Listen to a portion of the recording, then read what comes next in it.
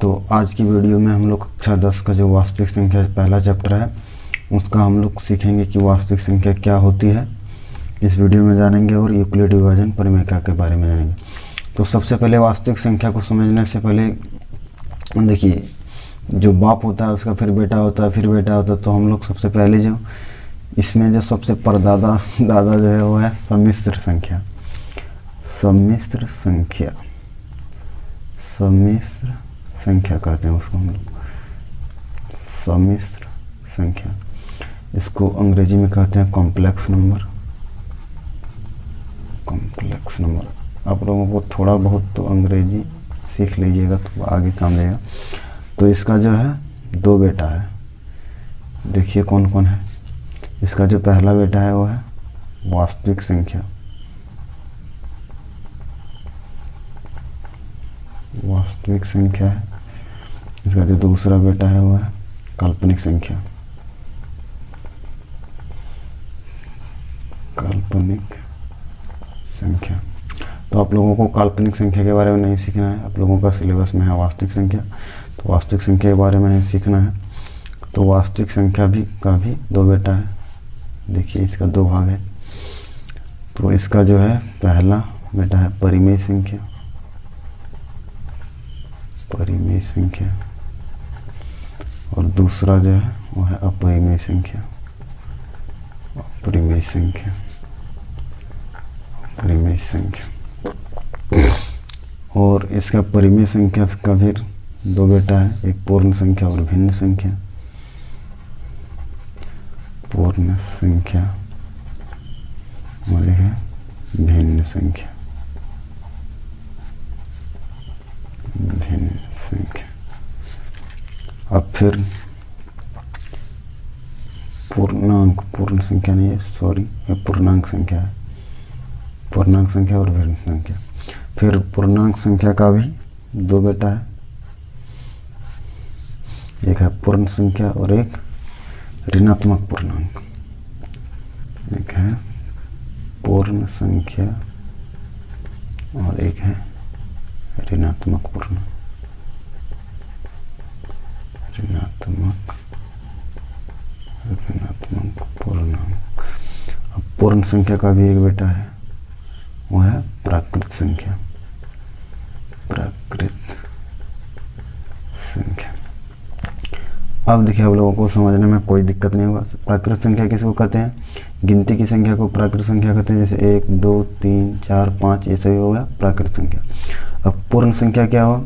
अगर प्राकृत संख्या में शून्य को शामिल कर लिया जाए, यानी शून्य से स्टार्ट होगा तो उसको हम लोग पूर्ण संख्या कहेंगे। यानी 0, 1, 2, 3 ये हो गया होगा पूर्ण संख्या। और शून्य से जो पीछे होगा यानी माइनस, यानी जो प्राकृत संख्या है उसमें माइनस चिन्ह लगा देने से क्या बनेगा? ऋणात्मक पूर्णांक। जो प्राकृत संख्या है उसमें माइनस चिन्ह लगा देने से ऋणात्मक पूर्णांक बनेगा। तो इसमें क्या होगा? -1, -2 यही होगा ऋणात्मक पूर्णांक। उसके बाद पूर्णांक संख्या किसको कहेंगे?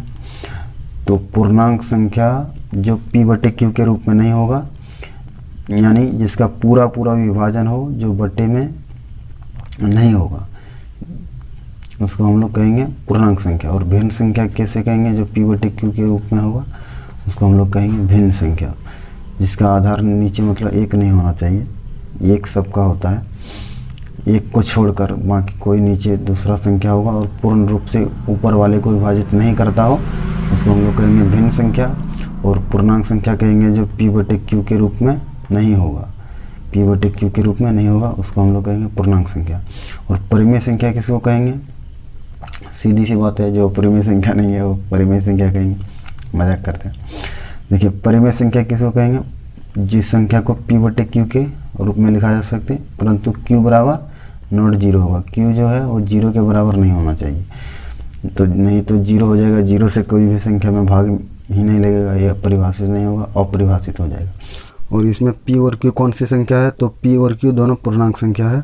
और अपरिमेय संख्या उसको बोलेंगे जिसको हम लोग P/Q के रूप में नहीं लिख सकते हैं। और Q = नॉट 0 होगा और P और Q इसमें भी दोनों क्या होगा? पूर्णांक संख्या होगा। उसके बाद अपरिमेय संख्या किसको कहेंगे? अपरिमेय संख्या जो संख्या रूट के अंदर हो, जो संख्या परिमेय संख्या नहीं होगा वो अपरिमेय संख्या होगा। यानी रूट के अंदर जैसे √2 और √3 ये सभी क्या हुआ, अपरिमेय संख्या हो गया। उसके बाद वास्तविक संख्या किसको कहेंगे, सभी परिमेय संख्या और अपरिमेय संख्या के समूह को हम लोग वास्तविक संख्या कहेंगे, यानी रियल नंबर। इसको R से रिप्रेजेंट करते हैं। और काल्पनिक संख्या आप लोगों का सिलेबस नहीं है तो इसमें थोड़ा बहुत बता दे रहे हैं कि काल्पनिक संख्या क्या है। जब आगे आप लोग मैथ पढ़िएगा 11th में तो उसमें सीखिएगा। काल्पनिक संख्या जैसे √2 के अंदर जो रूट संख्या है अपरिमेय संख्या, उसमें माइनस रहेगा, तो इसको आप लोगों को सॉल्व नहीं कर पाइएगा अभी यहाँ आप लोगों के सिलेबस में नहीं। और 11th में आप इसको भी सीखिएगा कि x² बराबर √-2, इसको भी कैसे सॉल्व करते हैं। इसका आंसर भी काल्पनिक निकलेगा, एक काल्पनिक संख्या है इसका, तो पहले हल पॉसिबल ही नहीं है, लेकिन फिर भी आप सीखिएगा अगर आगे मैथ लेते हैं तो संख्या के बारे में सब कुछ सीख गए। उसके बाद और कुछ इम्पोर्टेंट संख्या के बारे में चीज़ सीख लेते हैं। चलिए, उसके बाद हम लोग सीखते हैं अभाज्य संख्या। अभाज्य संख्या किसको कहेंगे, जो एक और वे सभी प्राकृत संख्याएं जो एक और खुद से विभाजित हों। वे सभी प्राकृत संख्याएं, वे सभी प्राकृत संख्याएं जो एक और स्वयं से विभाजित हो।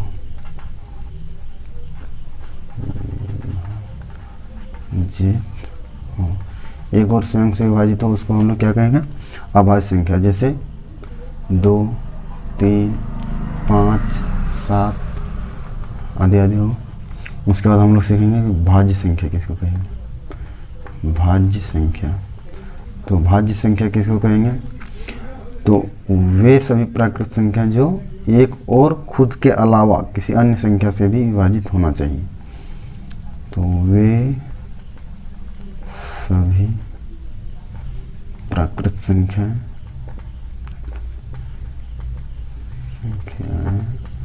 जो एक और स्वयं के अलावा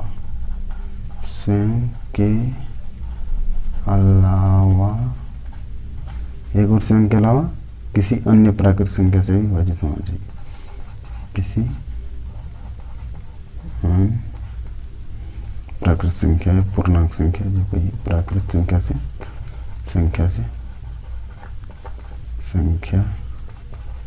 विभाजित होना चाहिए। विभाजित होना चाहिए। जैसे एग्जांपल हम लोग देख लेते हैं, जैसे कौन कौन संख्या होगा, जैसे उसमें हो जाएगा 4, 6, 8, 9 आदि आदि होगा। उसके बाद सह अभाज्य संख्या किसको कहेंगे। उसके बाद हम लोग जानेंगे कि सह अभाज्य संख्या। आप लोगों को इस चैप्टर में ज़रूरत पड़ेगा तो आप लोग पहले ही सीख लीजिए सह अभाज्य संख्या और सह अभाज्य संख्या। तो सह अभाज्य संख्या किसको कहेंगे, यदि दो संख्या सिर्फ एक ही संख्या से विभाजित हो, आपस में दोनों संख्या एक ही से विभाजित होना चाहिए, तो उसको हम लोग एक दूसरे का सहअभाज्य संख्या बोलेंगे। जब दो संख्या दिया रहे, जब दो संख्याएं आपस में एक दूसरे से सिर्फ एक से विभाजित हो, आपस में एक दूसरे को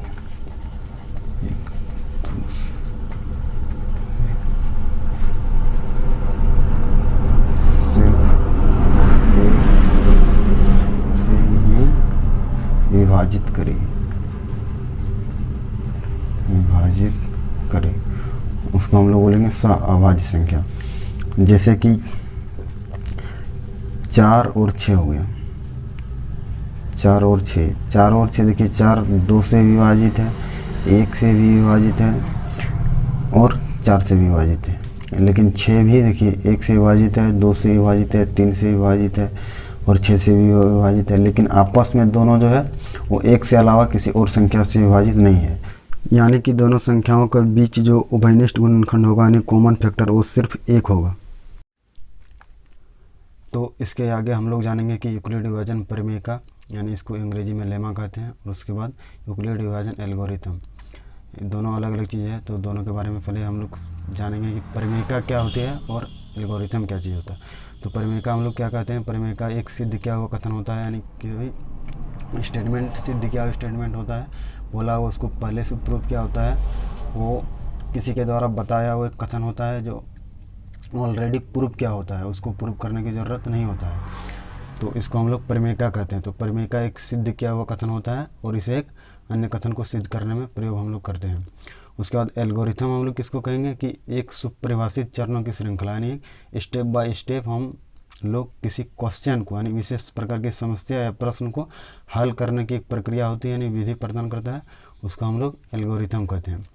तो परिमेय के बारे में, तो इसमें यूक्लिड का एक परिमेय है, यानी इसको परिमेय जो 1.1 है, जिसको हम लोग यूक्लिड का परिमेय कहते हैं। तो परिमेय 1.1 जो यूक्लिड का परिमेय है, परिमेय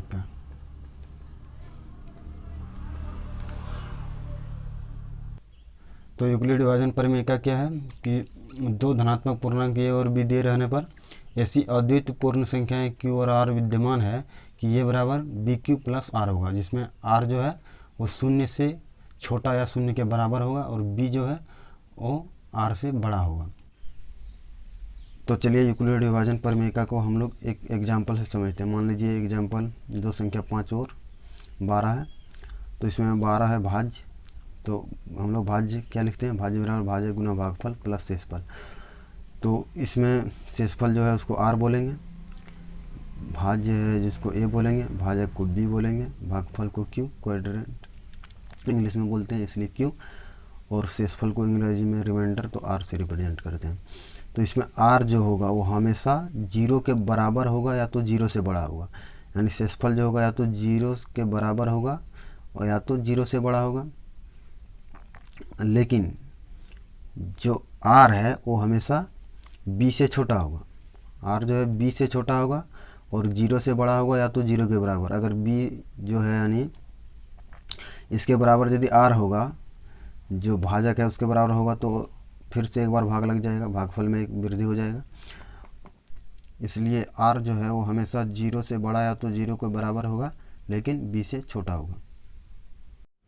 उसके बाद हम लोग देखते हैं कि यूक्लिड विभाजन एल्गोरिथम क्या है। तो एल्गोरिथम के बारे में हम लोग जाने थे कि एल्गोरिथम किसको कहेंगे कि कोई भी प्रश्न या सवाल जो है उसको कई चरणों में यानी कई स्टेप में उसको सॉल्व करके उसका जो सॉल्यूशन फाइंड है, हल निकालने को प्रक्रिया को ही एल्गोरिथम कहते हैं। तो यूक्लिड विभाजन एल्गोरिथम क्या है कि मान लीजिए दो धनात्मक पूर्णांक सी और डी दिया रहे, तो इसमें जो है जो बड़ा पूर्णांक है उसको हम लोग हमेशा सी मानेंगे और जो छोटा पूर्णांक रहेगा स्मॉल नंबर जो होगा उसको हम लोग डी मानेंगे।